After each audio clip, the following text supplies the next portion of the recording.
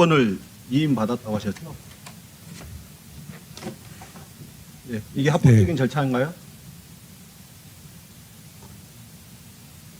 저는 합법적인 절차인지 아닌지만 말씀해 주세요. 행정총괄 김정배 상근부회장님이 이게 규정상 문자고 합법적인 절차냐고만 물었습니다. 그것만 답하세요. 시간 없으니까. 저는 규정상 문제가 없다고 들었어요. 그렇게 박주호 증인님, 이게 지금 절차상 문제가 없는 건가요?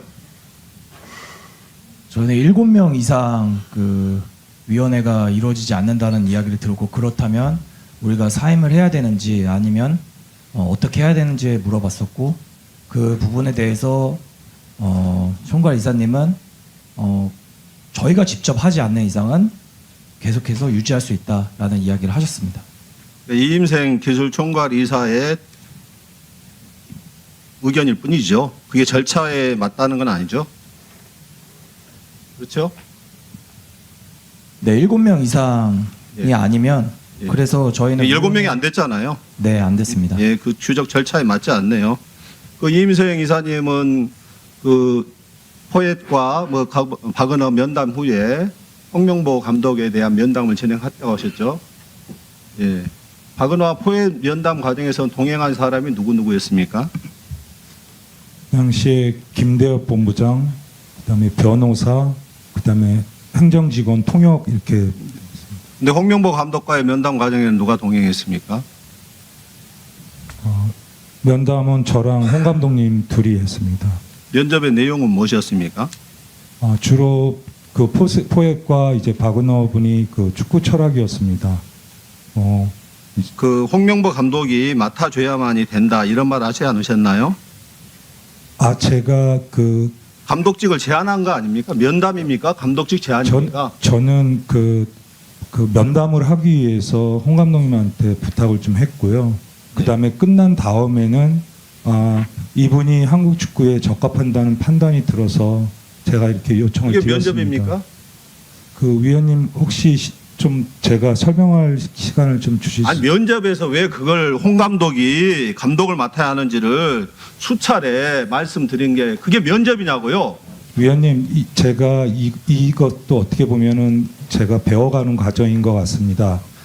전력위원회에서 대한민국 축구협회 감독을 선임하는 과정이 배워가는 과정으로 변명이 될 거라고 생각하십니까?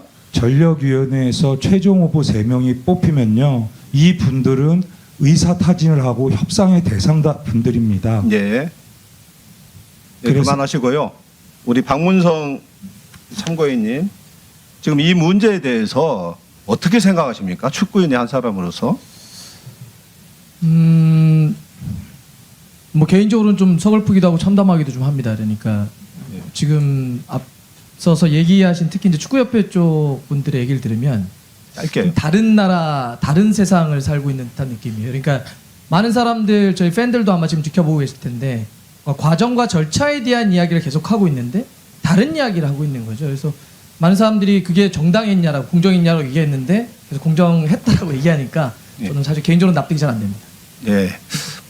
예, 장관님께 묻겠습니다. 네네. 공정한 절차를 벗어난 감독 선임에 대해서 장관님의 생각은 어떻습니까?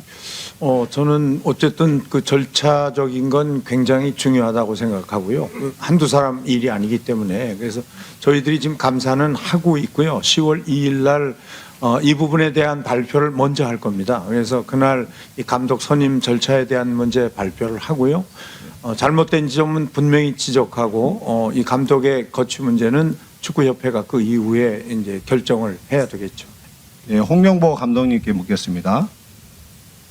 예, 본인은 절차적으로 합법적인 절차에 의해서 선임이 됐다고 하셨는데 만약에 절차에 위법이 발생해서 불공정한 절차에 의해서 감독직에 임명이 됐다.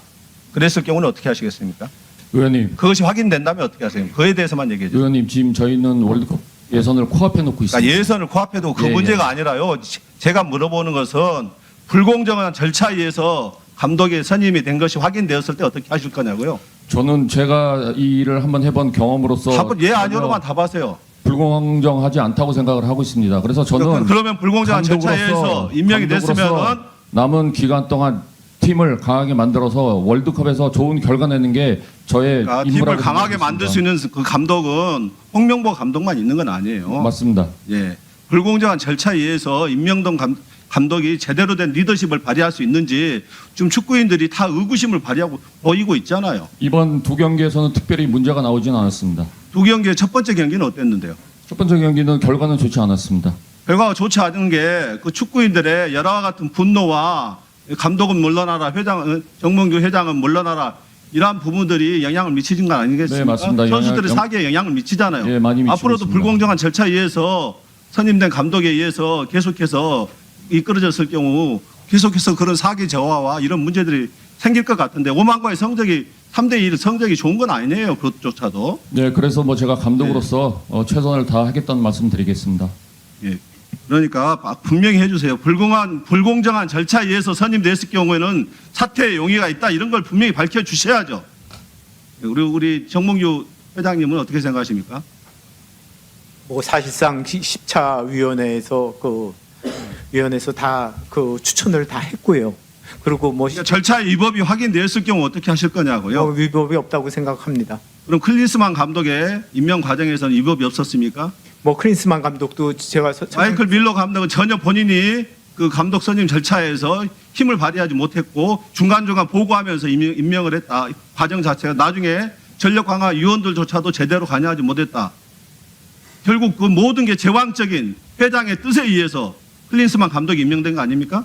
뭐 크린스만 감독 때도 뭐 여러 명이 추천됐습니다. 크린스만 감독 그리고 솔사르 뭐 예, 일부만.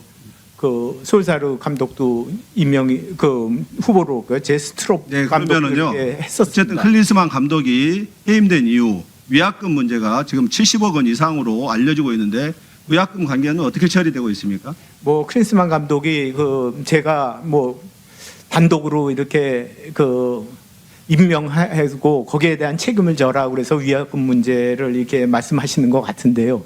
그 제가 알아서 크린스만 감독을 알아서 개인적으로 알아서 지시해가지고 그렇게 한 적이 없고요. 그리고 뭐 충분히 협회 재정에 문제되지 않도록 지원하고 있고요. 그리고 벤투 감독이나 코치진을 선임할 때도 제가 40억 외국인 클린스 감독 40억을 위약금 지원한 바 문제가 있습니다. 그 본인의 불공정한 그 임명에 의해서 감독 임명에 의해서 빚어진 것이라면 본인이 책임지겠습니까? 전혀 그렇게 생각하지 않습니다. 그러니까 그것이 그렇게 하겠습니다. 확인됐을 때 그렇게 책임지겠다는 하겠습니다. 것이죠. 예, 알겠습니다. 예, 수고하셨습니다. 다음은 강유정. 만약 윤석열 대통령이 탄핵이 된다면 어디로 돈이 몰리게 될까요? 이런 뉴스들을 보시면서 동시에 부자가 될 수 있다면 믿으실 건가요? 지갑에 단돈 10,000원이라도 있고 시사 정치에 관심이 있으신 분들이라면 지금 당장 돈을 벌 결심을 하셔야 합니다. 정치 뉴스를 꾸준하게 잘 챙겨보는 것만으로도 돈을 벌 기회가 있고 또 이미 큰 돈을 버는 사람들이 있죠. 이 사람들의 차이점은 뉴스를 단순히 뉴스로만 보는 게 아니라 실제로 어떤 종목들에 큰 영향을 미치게 되고 그렇다면 어디에 투자를 해야 돈이 몰리게 되는지 알고 있습니다. 월급만으로는 절대 채울 수 없는 부를 축적하고 있는 것인데요. 얼마 전 한강 작가가 한국인 최초로 노벨상을 받았다는 것을 구독자 여러분들 모두 아는 사실일 겁니다. 이때 부자들은 재빠르게 노벨상 수혜주 종목들을 찾았고 그 결과 예스24라는 종목이 순식간에 2연상을 하며 200% 가까이 오르게 되었죠. 저희 구독자 여러분들은 이미 다들 아시겠지만 이 예스24 종목은 저희가 정확히 어느 가격에 매수해야 하는지 또 언제 팔아야 하는지를 정확하게 공유해드렸었던 사실이 있었죠. 투자로 부자가 된 사람들은 사소한 시사 뉴스들을 그냥 지나치지 않습니다. 전문직이 아닌데도 부자가 되는 사람들의 특징이 바로 이것인데요. 돈으로 이어진다는 경험적 확신이 있기 때문에 진짜로 급등할 수 있는 종목들에 과감히 투자해 남들과 비슷한 연봉을 벌어도 절대 월급으로는 만들 수 없는 큰 투자 수익들을 지금도 만들고 있다는 것입니다. 이번엔 현재 가장 핫한 북한 도발을 대비하여 또 한 번 급등이 유력한 대장 종목을 알아냈는데요. 제 목표는 채널을 크게 성장시키는 것이기 때문에 여기까지 영상을 시청해주신 분들께만 이 정보를 드리고자 합니다. 제 개인 휴대폰 번호 010-792-8273으로 기회라고 문자를 보내주시면 링크 하나를 보내드릴 건데요. 링크로 들어오시면 이번 미대선주 그리고 북한 도발 관련 유력주를 공유해드리겠습니다. 또한 윤석열이 탄핵될 것을 대비하여 탄핵 수혜주 또한 미리 파악 완료한 상태입니다. 제가 돈을 받는 것도 아니고 투자를 대신 해드리려는 것도 아니니까 어느 시간이든 편하게 문자 한번 주시면 되겠습니다. 단돈 10,000원으로라도 시작해야 하는 게 투자와 재테크죠. 수익을 보시게 될 여러분들께 제가 바라는 것은 딱 하나입니다. 지금처럼 제 채널에 구독과 좋아요를 눌러주시고 새로운 영상을 만들 때마다 시청을 해주시면 됩니다. 제 번호를 꼭 기억해주세요.